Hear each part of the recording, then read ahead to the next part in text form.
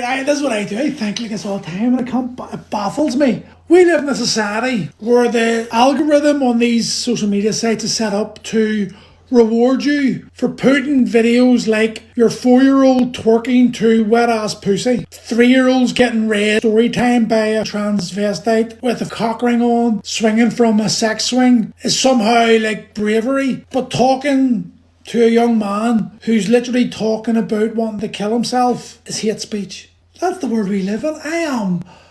I'm baffled. I'm blown away. I actually am blown away by this. What the fuck is going on with this world? This is the world we live in. I think there's a serious lack of intelligence right now. For me, intelligence is the ability to think critically about a situation and remove the emotional connections to it, or be aware of the emotional connections you've got towards it, and then see it from a rational perspective, even if it is going against what your feelings or emotions are telling you. Being able to acknowledge when you're wrong because you've went away and you've looked at things and you've realised, like, even, I don't want to point fingers at people, but there's a fair portion of society is still in denial about an experience that's coming up this 3-year anniversary, even though all the evidence is out there, because the investment, the energetic investment they put in to defending it is so great in such a way that trauma is an everyday experience, that it becomes so normal that we don't recognise it's trauma. We're living this emotional world of trauma that we don't recognise, and then we're given this ability through social media to feel validated in our feelings and our emotions, and we get up in this group hive mentality where we're all liking the same posts, and then the algorithm starts dividing us by our opinions, and if we dislike or like things, and then the algorithm brings us together to fight, and then we're focused on each other. In the meantime, they're putting £1 billion, £2 billion worth of PPE gear doesn't work with our mates, and we're defending them, we're fighting it. It's just, intelligence died in March 2020. So, in case people don't know, I've been running an event every Monday night at 8 p.m. for men. Sharon Circle. I'll be honest, I was nervous about doing it, and that's why I've done it. I came up with an idea. It came out of nowhere. I'm at this place now where if I get a thought, just something's come to my head, I start inquiring about that and go, where did that come from? What created that thought to come to my head? Something in me's talking to me. There's something higher me. That's what I believe. The higher me's giving myself some information. So then when I think about it, I then start asking myself, how do I feel about it? And if it strikes me with a bit of fear, a bit of trepidation, I then know that this is something I have to go deeper into. I'm always being told by my friends and my members and people who know me that I should be a counsellor, that, that the way I work, the way I think and how I speak and react to people, and the way my coaching journeys led me, and the suicides, etc. has led to this mindset spiritual awakening moment. And people always said to me I should be like a counsellor, and to be honest, I do enjoy. It's where I find myself most comfortable, listening to, especially men, listening to men and just feeling their emotions, and trying to just talk, listen to them and talk. There's something about it I enjoy. So I came up with this idea of a men's sharing circle, and straight away my answer was like, no, don't you fucking dare do that. And that was an unconscious thought. It just came like, I started finding reasons why not to do it. And when that happens to me, I become consciously aware. Eventually I will become aware of this, and I will then start asking myself, why am I feeling that way? And as soon as I feel like that, it's usually an indication to me that I have to do it. So that's what I did. I started the men's sharing circle, and I admitted to the guys when they came, I was like, to be honest, lads, I didn't think anyone's going to come. The feeling of self-worth would be our own traumas. My faith, I've always got remnants of not feeling worthy, or not feeling that my efforts are going to be good enough. Always find it's like a protection mechanism, an ego that you're trying to dissolve, obviously, and get yourself into a better place. And this is how you do it. You step into the fear, because that's what courage is. Courage is acknowledging the fear you feel, but doing what you know you've got to do anyway. So that's what I've done, and lo and behold, it's been a fucking massive success. It's genuinely been absolutely amazing. I can't get over what's just happened in the last 2 sessions. Like, I've had 10 guys turn up each time, and I'll never betray. I've actually turned around and said this, like, I won't even take a photograph of the group, because for me it's a sacred space. I think social media, we're too happy, we're too quick to judge. I believe that we're too quick to share on social media everything. Desperation for validation. And that takes away the sacredness, or the intimacy. I might want to maybe not the right terminology, but there's something very special about having something that only the people who bother to turn up can experience, where men can come and be as vulnerable as they need to be in order to move themselves forward and allow themselves to overcome what they need to overcome. And that's the foundation of this circle that I'm trying to create, this movement I'm trying to create. I'll never divulge what's said in there, but I will certainly take the lessons from those experiences and try to interpret them in a way that I can explain to others. And the one thing I can take away, everyone's experience is the same.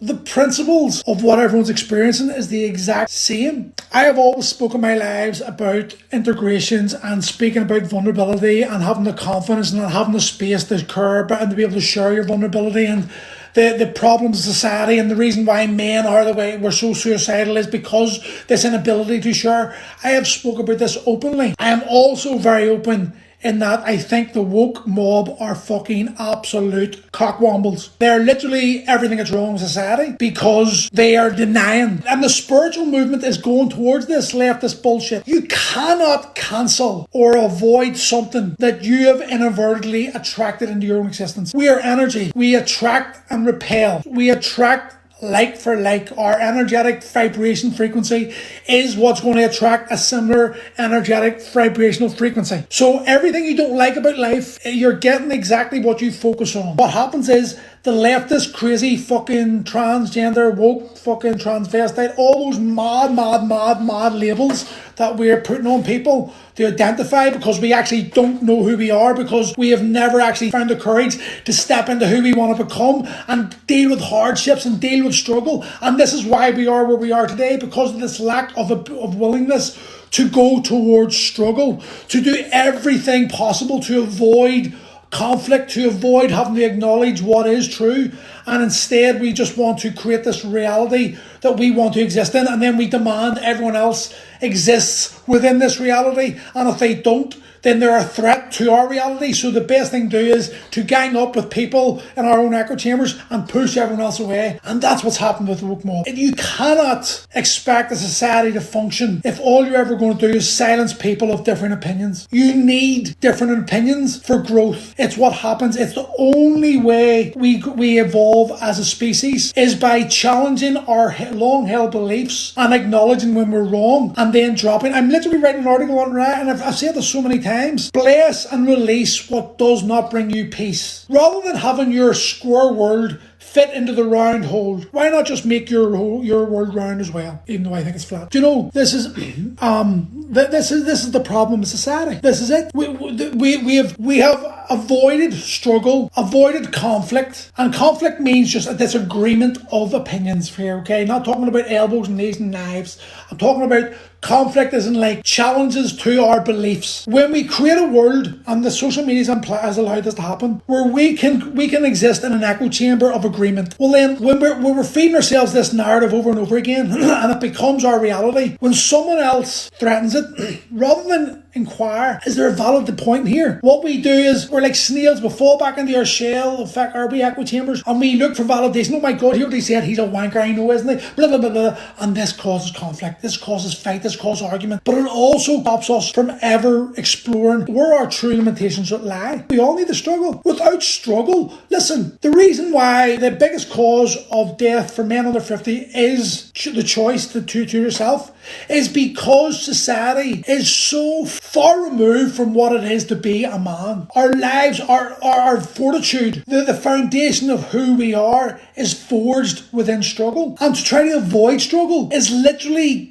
lowering the barometer of what you believe your ability is. The reason why this world is the way it is because over 20, 30, 40 years, they systematically and very incrementally lowered the barometer of what achievement is. What we put on social media as like, look how awesome I am, and get thousands of likes for, is what our great-great-grandparents did every day just to survive. So their barometer of what struggle was up here, which meant they knew anything below that they were capable of coping with. And it was only when they reached the upper levels that they started going into new levels and then new realms. But as society, technology increased and life's improved, there has to be the search for balance as opposed to the search for easiness. There has to be a level of struggle experienced in life, because without that you can't enjoy the highs. My granny would get beat if she burnt in there. See, isn't this this is the problem with you? I hope, mate, that you're a troll.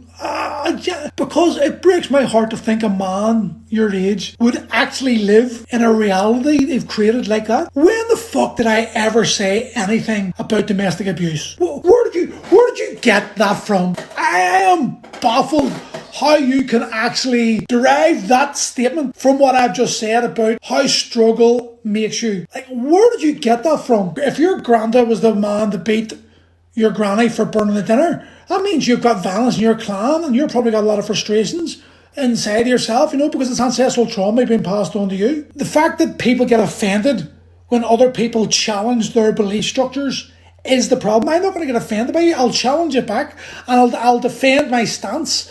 And as has happened many times on these lives, I've had people say something and it's changed my perspective, and I've acknowledged it. Fuck, somebody think like that, yeah. Because at the end of the day, I don't give a fuck about you on a personal level, and your opinion. It's not going to affect me.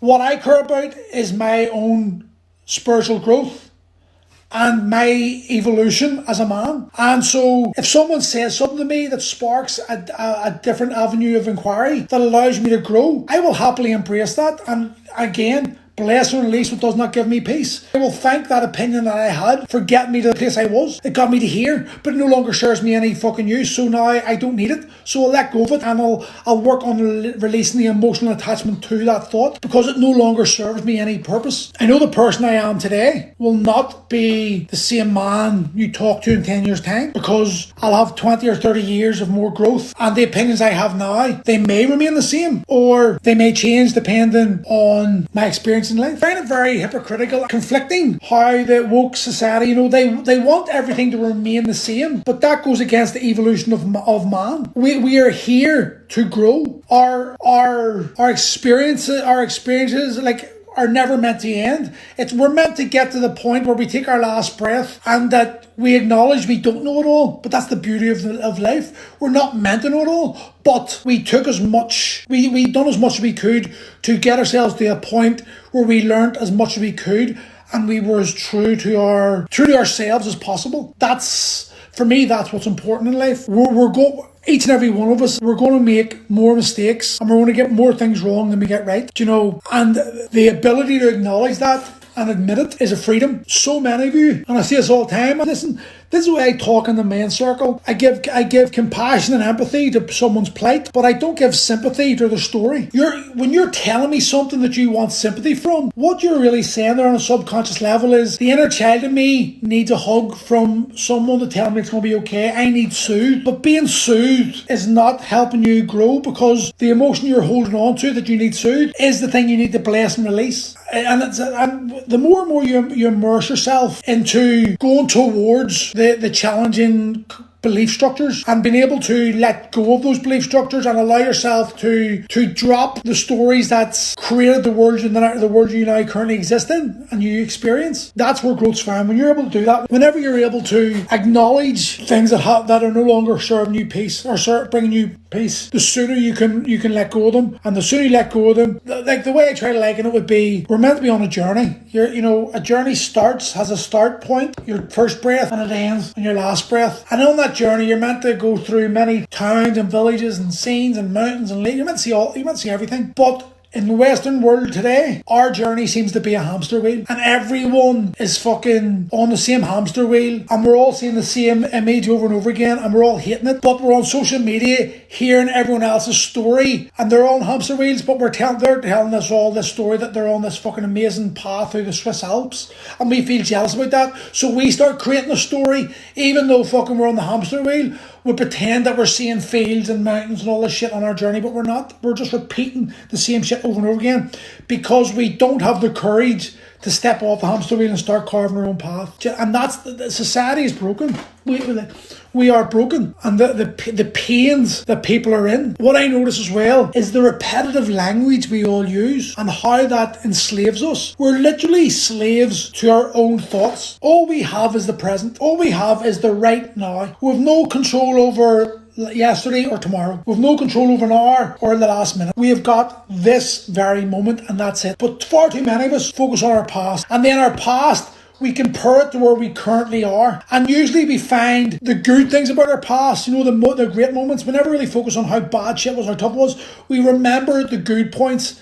And then we compare it to the now and we're like, oh fuck, I hate my life. Which puts us in a lower energy and frustrated at where we currently are. So instead, we try to focus our experience towards the life we want. But the life we want is way over there and it's a dream. And we can't get to there because we're so focused on the past and the energy of the past and the dream of what we don't have that we forget the only way we can create what we want is in the now. Think about it. What does advertising do to you? On a subconscious level, it tells you that what you have is not enough, that your experience right now isn't really all there is. There's always something more. And they'll present something like the latest iPhone. Look at this lovely holiday. Look at the car. Look at this house. Like MTV Cribs. Everyone watched it. Pimp My Ride, all these shows from the early 2000s we all watched growing up. All that was doing on a subconscious level was exposing to us what we will never have. That no matter how hard we work, no matter what we sacrifice, we will never get the pool. We will never have the massive ceilings. We will never have the 10-bedroom house or the pimped out ride with a fishbowl in it. We'll never have any of that. And that brings us on a lower energetic frequency. But we can maybe hope for this. We can maybe hope for the pay rise. On a subconscious enslavement level, they put the barometer of what our success could be just always further away, and there was always someone could get it. Someone else always won the lottery. Someone else always got the better job. Someone else always had a better car. Someone else all had a nicer house. Someone else always had a better relationship. Someone else always had a hotter girlfriend. Someone else had, that's the way it is. And we're slaves to that because this bombardment of social media and this bombardment of advertising we need to earn more money to get these things. And when we get these things, that'll make us happy. But then we get those things and it doesn't make us happy. And we'll forget that. And then by the time we get those things and we get us a wee dopamine hit for a week, then the next iPhone comes out then the next model of the car comes out or something else happens that just takes away that wee bit of pleasure we had because we have on an unconscious level decided that our happiness will be determined by external factors, not realising everything we need for true happiness is within, and no one can take that from us and no one can give it to us. We are the only ones that have the power over this, and this is where the ownership thing comes from, and this is where the struggle comes from. It's not going to be easy to get there. You're going to struggle with your mindset. You're going to struggle with conversations that you have to have that are going to shake your belief structures up. You're not going to be able to accept and acknowledge some of the things that are going to come up in the beginning. You're when you start on a journey of self-discovery or spiritual enlightenment or awakening, whatever you want to call it, the whole foundational belief structure of this is that this world you live in right now, the reality you exist in, has been built by you based on your experiences, your family, your friends, everyone that's ever been in your life, every TV show you've ever watched. That's what determines your life, and that's what's comfortable, and that's what's familiar. But there's a conflict now because you want something else. And you can't get that something else by existing in the life you are now, the man or woman you are now. It doesn't happen. You're only going to ever get what you've always got. So you either make friends with the fact that this is their best, this is the best you'll ever be, or you acknowledge that maybe somewhere along the line you've done something wrong. Because if there's someone else out there from a similar background or a similar story as you who has got further down the line and has experienced what you deem to be success right now, whether it be spiritually awakening, whether it be financial, whatever it is, if they're there and you're here, they've done something differently to you that's allowed them to get there because their social background or their sex or whatever it is the same as you. Therefore, you've got to acknowledge that you're the architect of your life. If you want something different, you must be willing to do things differently. And doing things differently is a threat to your subconscious because it's unknown, it's unfamiliar, and that's risky because your egos could get damaged. And this is what's happened over the last 3 years. People's egos have been threatened. The safety net of the ego has kept us so fucking secure that we can't let go of it. Even though deep down they all know that it's not serving any purpose anymore except to enslave us more and ensure that our children live in a world, a dystopian fucking 1984 type world, because we didn't have the courage to step into where we need to be. That courage is found in embracing the fear. I spoke about this last night, the habit of speaking, statements and inquiry. A statement is a reinforcement of your belief. I find change so hard. Who do you really tell that to? You or me? Who's that really affecting? It's not affecting me. It's affecting you. And there may be other people who listen to you, and I do as well. They've just reinforced it to themselves as well. But instead, a very simple why do in front of that statement makes it into a question and opens up a completely different avenue of inquiry, which leads to you to a different outcome and becoming a different person.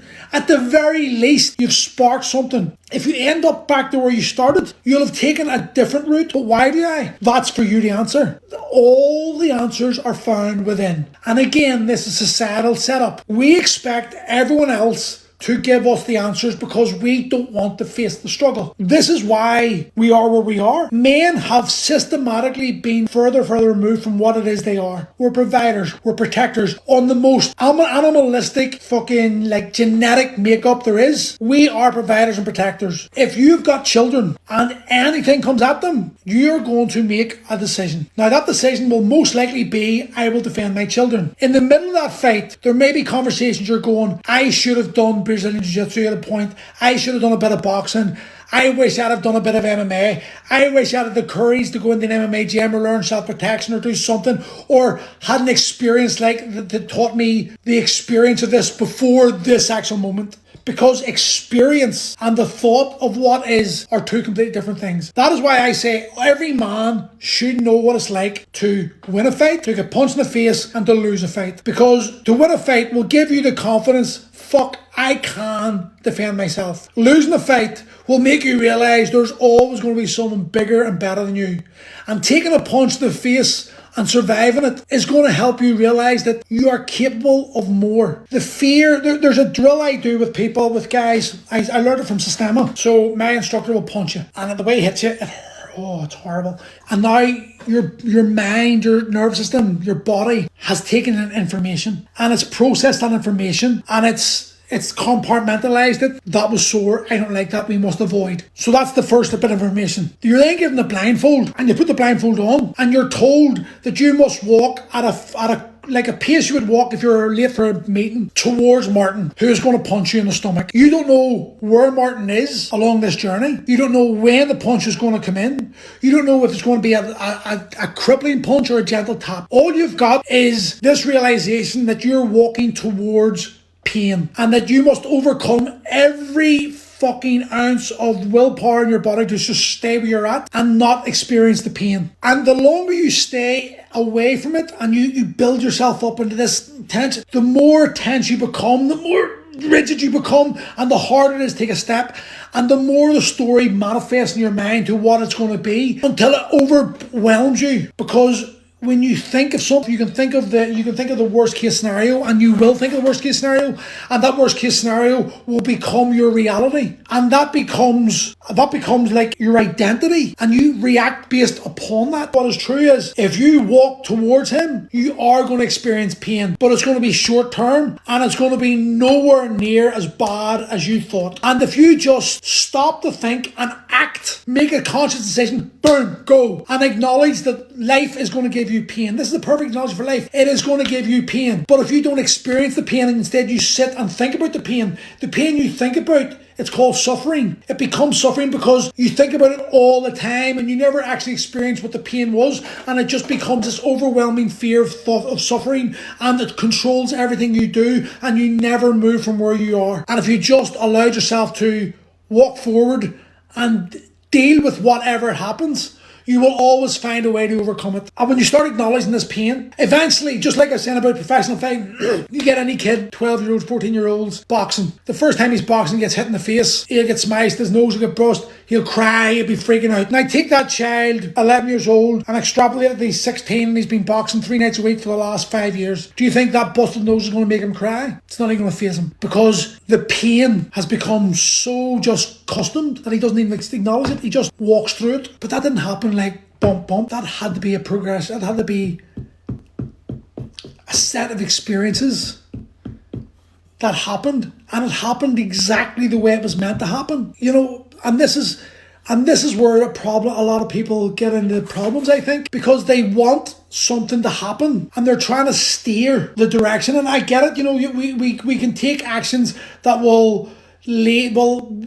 increase the chances of a more desired outcome. But the truth is, when all said and done, we have no say over the outcome. The outcome is what the outcome is, because the universe has decided it, and we just are subjects to it. That links up to what we were saying earlier, mate. Yeah, it does. Yeah, I know what I mean. Everyone, listen, this is not fucking neuroscience. This is just common sense when you consider it. It's just thinking about things on a different level, from a different perspective. And I'm only doing this because I got to a point in my life where thinking the way I was thinking was causing me more pain than being willing to think differently and act differently. And the fears of what I thought was the fears that I thought would happen from acting differently ended up being nowhere near what it was, and in fact give me lessons that I were able to apply in other aspects of my life that increased my ability to do what I'm doing. And this has led to me being where I am right now. Fucking getting a group of men together every Monday night and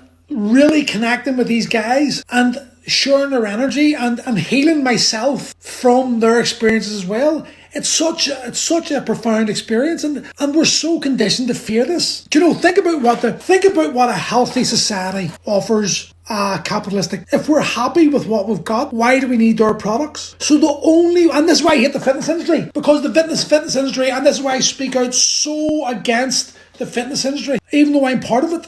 The reason why my gym is not as financially successful as others is because I refused to go to the pain points and poke at those pain points to try to get someone to give me their hard-earned cash so I can maybe provide them with a dream. Because ultimately, the only person that will change your life is you. The only person that has the ability to get yourself into the shape you dream of is you. You can get help from me. I have got the ability to pass on wisdom and experience that will allow you to find shortcuts through hedges and over fields to get you on the path further on down the road. But you've still got to cut through the hedges. You've still got to go over those fucking fields and in the marsh and get dirty and mucky, and it's not going to be an easy shortcut. It's going to challenge you, but it's a shortcut. But it's still got to be you. And society's so weak, so fucking traumatized that we don't want to hear that. What we want to hear is, if I give you more money than other people are paying, you will get me the shape I want, just like you got that girl in the photograph that I really was fucking attracted to, or the guy who got the six-pack and he was the same shape as me 12 weeks ago and I want that body. But you haven't asked yourself, what's that guy's experience previously like? Has he trained before? Is he like me? Is he a guy who's trained all his life and just let himself go? Does he understand the depth of courage you have to find to go through all that? Do you train up for hiking and losing weight? I do indeed, yep. Do you see that? Is that what you know? You don't see that. All you see is a guy who you can resonate with because the story, the bit of text and the photograph has appealed to you, and you can automatically fit your own life and story around his wee block of fucking paragraphs of what his explanation of his experience was. And that means you've got emotional attachment to that. And now you're just going, and everything is like, and they literally do this. This is what they do. They set you up. We were talking about this last night, actually. We were talking about how, there's companies that will bring you into a spiritual awakening group and, have a retreat, and you leave feeling fucking yeah. And then what happens automatically is what goes up must come down. So you're sitting here on day one. By day 3, you're up here like fuck. And then you leave that in energy and you slowly come back in the real world and you go down, down, down, down, down. And eventually you're down here maybe 2 days later. And guess what? That company that brought you up here has just scheduled a free call for you. Hey, John, how you keeping, mate? How you feeling? Oh, Peter, fucking down, mate. I just wish it was back at that weekend. Oh, man, I'm so sorry to hear that. Guess what, though? You're not going to believe this. This is just the universe's answer to me. We have got a retreat similar to the one you went on, but this one's much deeper. And listen, it's going to be a bit more expensive, but I promise you, see if you get half of fucking what you got this weekend from what you got there, you will be the fucking happiest man. Does that sound like a deal? Does that sound fair enough? And you're going to be the emotional crush I need, the hope I need. I haven't got any money. That's okay, sure, put it on the credit card. Oh, okay, that's what I'll do. Emotional buy-ins. This is, Chris, how's it going? This is what the fucking fitness industry does to people all the time. They take the most emotionally vulnerable people. They know their pain points because they've used the research to do this. And then they apply. What I done there was called the Wolf of Wall Street, the guy of the Wolf of Wall Street. That's his quiz. It's called the quiet man, the rational man, the quiet man, and the fair man, or something you call it, where he sets up, he turns around and he'll tell, he's like, hey John, how you doing? I have got the best program for you.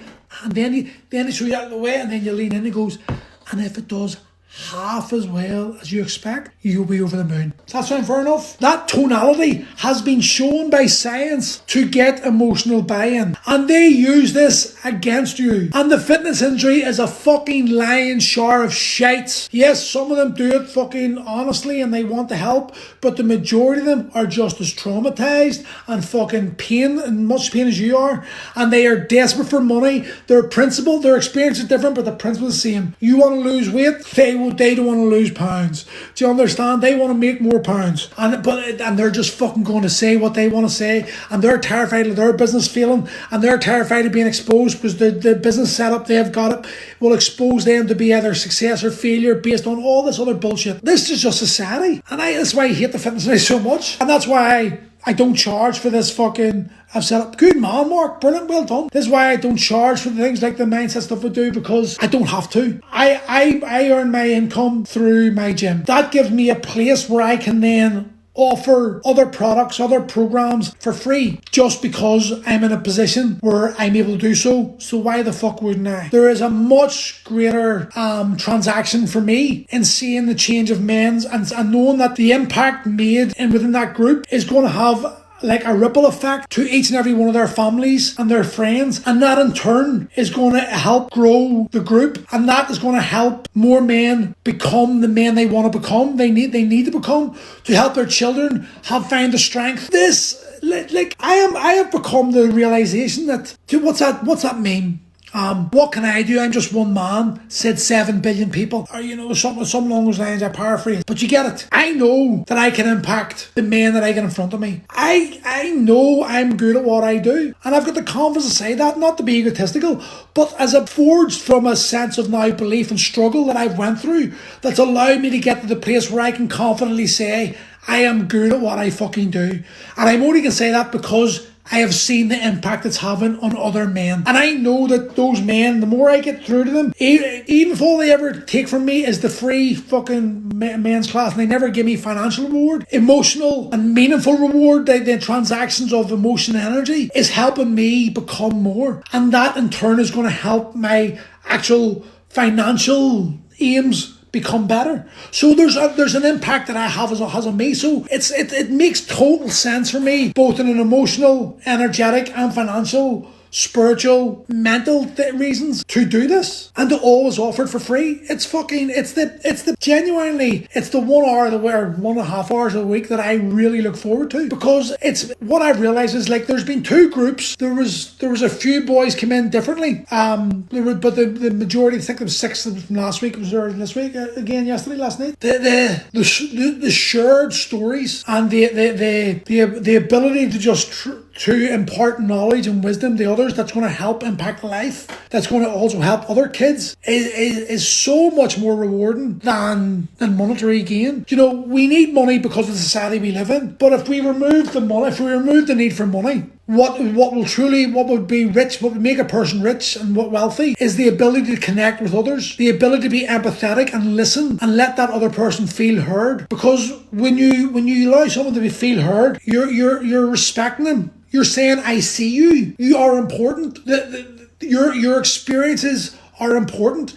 And that is going to help men grow. And that experience, and if you receive that on a regular basis, it will start to help heal the traumas. And your energy does start changing. And you start, what was once like a triggering experience becomes a more, not cathartic, but introvertive experience where you start going inside and questioning that instead of the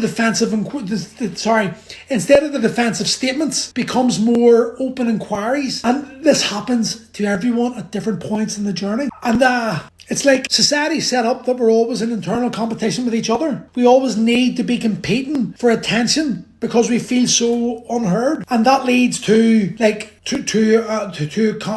conflict and confrontation with each other, because we need to feel we're more important than the other. Because if someone's getting more attention, more limelight, it just exposes the insecurities that we have, and we don't want that, and it becomes this internal battle. Instead, we take a 180 turn and we go towards connection, and we start realizing that if we remove the need to feel that we're the centre of attention, and instead just listen to what other people are going to say, that we're probably going to learn more about ourselves than we realise. But because we've lived a life where we've never felt heard, we're desperate when we get the opportunity to speak to really take advantage of it. And a lot of the time we just waffle on about shit. Doesn't really matter. That saying, 2 ears, one mouth, so we should listen twice as much as we speak. If we all applied, it's not that difficult to it's very simple to improve this world. It's just not easy. I'm not Christian, but fuck me, the lessons in the Bible, when you consider, do unto others as you have done unto yourself. How fucking simple is that for an instruction? He without sin cast the first stone. These are simple rules of life that if each and every one of us took ownership of, the world would instantly change. I like to say, when I tell guys, I go to guys, are you training? Are you giving it optimal level? They go, yeah. It's like, if your son was watching you train now, would you be happy with your output? And a lot of guys will go, no. Okay then, train like your father, train like your son's watching you. Do you know? And the other one I always say to people is like, speak to others the way you would speak to your child. With that love. Because when someone triggers us, it's usually their traumatized inner child who's the one responding, not actually the adult. Because some of the things said on social media, this ability to hide behind the screen and not have your face and just write something, it allows you to expose your traumas on a deeper level and on a more vengeful, vengeful fucking attitude compared to what you would say to someone's face. A lot of people say things on here to me that if we're face to face, I know 100% they would never speak to me, they would never say it to my face. Even if they're twice the size of me, they just wouldn't, because most people do not want to get a punch in the face, regardless of whether they win the fight or not. Even if I can beat someone, I don't want a punch in the face. And I try to keep like that. I do break, I admit, I acknowledge. Fake gurus are ultra dangerous. Yeah, but social media has provided the ability for anyone to be a fucking guru. I can buy, do you know something? I got 36,000 followers in this. I don't know how. I do actually. I put 2 videos of UFOs up and fucking just flew. I don't know what the fuck happened. I could be a 22-year-old who's won the genetic lottery, and a female who likes a girl, and a 20-year-old genetic lottery woman who's got massive boobs. And in fact, there's a girl who done it, and I keep on pressing not interested and keep on putting up to me, hate her. But it just, because it represents everything I don't like about society now. She's not even that attractive in my eyes, but she's got massive tits. And all she does is have a bikini on in a hot tub or somewhere else with her boobs resting. And she's like, yeah, I know, ha. And she's got 100,000 people on her lives. And all these guys just going, I'd buck you, you're great. Show us your tits. And I'm just like, is this the world we live in? Is this the society we've got to? This apparently is the highest we've ever been. Insecure, traumatized girls with clear daddy issues, seeking validation from other men they don't know because they don't love themselves so much, but society tells them they've got great tits, so they flaunt them because they need to feel loved. And we're so blinded by this because it's just such a common occurrence now that we just accept it as society. But what we don't really ever consider is, what is our children? I've got 2 daughters, a 9-year-old and a 6-year-old. And my 6-year-old is stunning. And she is so confident. And she's a fucking wee dancer with amazing rhythm. And I dread to think what society is going to place upon them. What we're going to define as beauty. And what that's going to expose them to. Or the potentials. I am terrified as a father. And there was actually a guy last night came to the class, Dave. And he's conjectively blind. And I was having a really interesting conversation because I'm very curious about, I always want to know other people's perspective in this. And this guy, as he said, there's nothing wrong with me. I loved that. I was like, wow.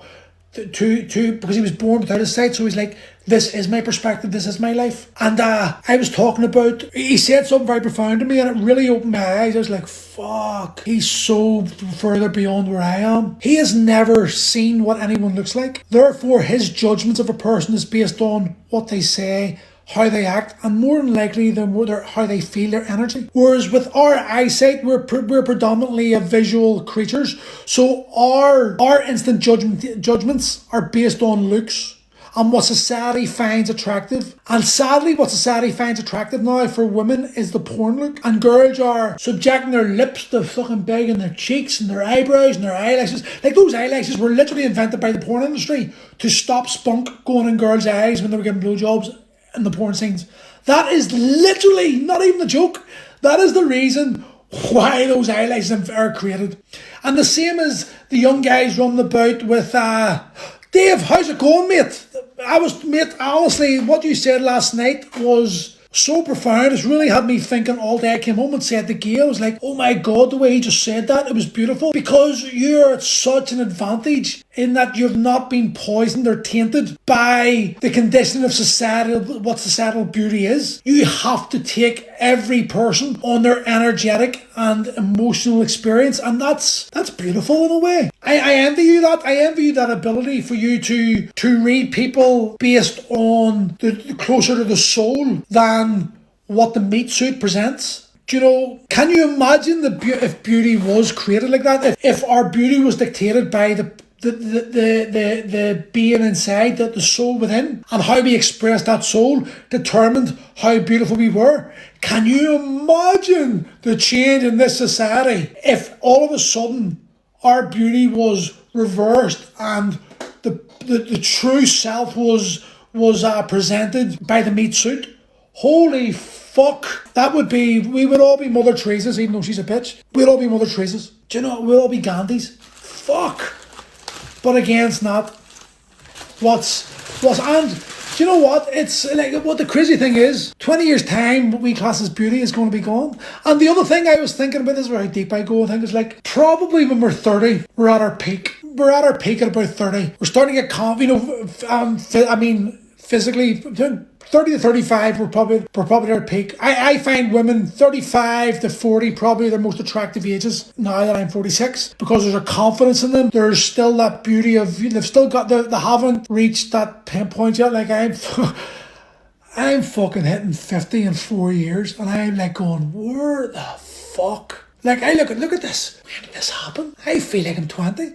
Like, I'm going fucking bald, going thin on top, but I still feel I'm 20. I can't believe in 4 years I'm going to be half a century. You start to get that point in life, don't you? Like, I was talking to girls, like, you know, I'm starting to, like, okay, from taking their lives, I've lost 30, I know 30 men that have killed, or boys that have killed themselves since I've been 13. But I'm now getting to the point where friends are going to start dying because of just, that's what's happening. I could be one of those people. And I contemplate this a lot. You know, we do bitch a lot about the weather, the fucking snow out there, fuck's sake. Can you imagine if you got a knock on the door and the angel of death was there and he said, listen, sorry to break a bad news for you, but tomorrow, 12 o'clock, 24 hours from now, I'm coming to you. Nothing to do. This is your time. And I was outside snowing. Would you complain about the snow? If it was raining, would you complain about the rain? What would you complain about? If you knew this was your last 24 hours, what would you genuinely complain about? Or what would you do differently now than you would tomorrow, than you wouldn't if you just thought it was going to be another 20 years to go? Because there's so many people waking up every day and thinking that, and they're not.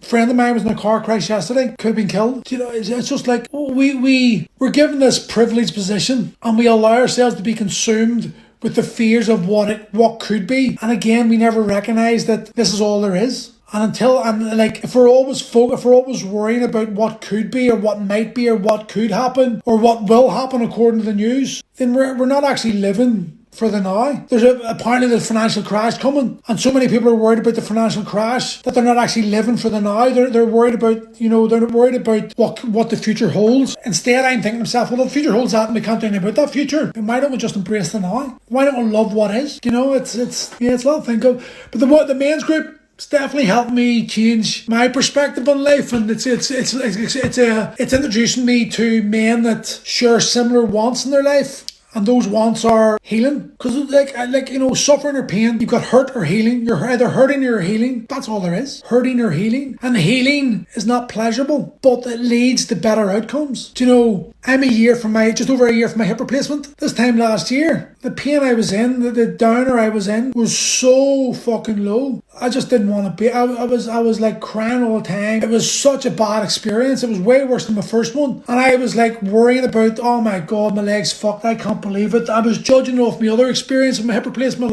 first hip replacement. And it was way, way worse. Now look at me. I'm out running every fucking night. I'm squatting again. I'm kettlebells. I'm moving. I'm playing with kids. It was a fear that I created based on like something that didn't exist. But I lived it. You know, I actually experienced it because I chose to focus my attention towards it.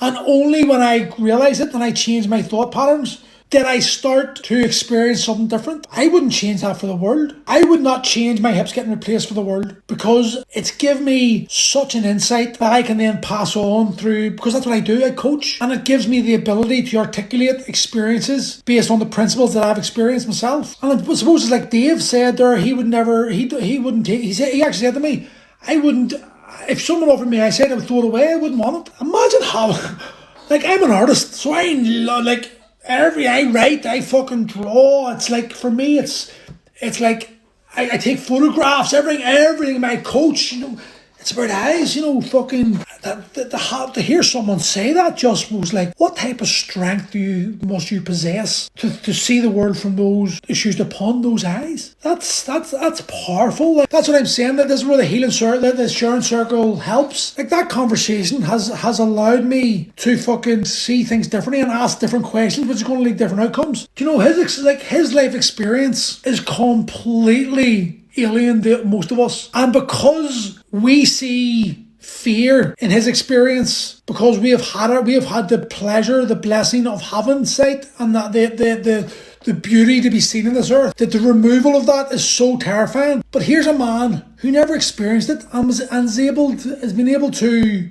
live a full life. And when you listen to him, he's able to articulate a different experience of a similar situation, and that allows me. That's what I live for. I live for those type of conversations, because there's a lesson to be learned there. There's a different way of thinking on a topic that will lead to me acting differently in the future. For me, last night there was two conversations, but Dave's conversation last night was definitely one of the most. Because imagine saying, like, I'm still thinking about it. I really am thinking deeply on it, because like, how different would we all act? Really think about that. How differently would you act if you thought how someone would judge you solely on was not by your physical appearance or your looks that you were just genetically gifted by, but actually the inner you, the man or woman within, the soul within the man or woman that is expressed through the words and the actions. Imagine that was the only way of experiencing your beauty. Because that is what true beauty is when you consider it, isn't it? We're going to get older. I'm never going to be as good looking as I was, unless Gail will tell me different. I'll take it as she does. But I'll never be as good looking as I was when I was in my 30s. I'm 45 now, coming 46. In 4 years I'm going to be 50. 10 years after I'm 60. These wrinkles are going to get worse. This hair is going to get thinner. This beard is going to get greyer. The skin's going to get saggier. The ball bag's going to drop lower, which is pretty fucking low, believe me, as ready as it is. So, like, but what I can improve, what I've still got the ability to become more beautiful is the man within. What I choose to express, how I interact with people, and the impact I can have on them. That never ends. That can only become more beautiful, or it can become uglier. But again, that is something we've got the choice over, and it's really left me thinking differently and deeply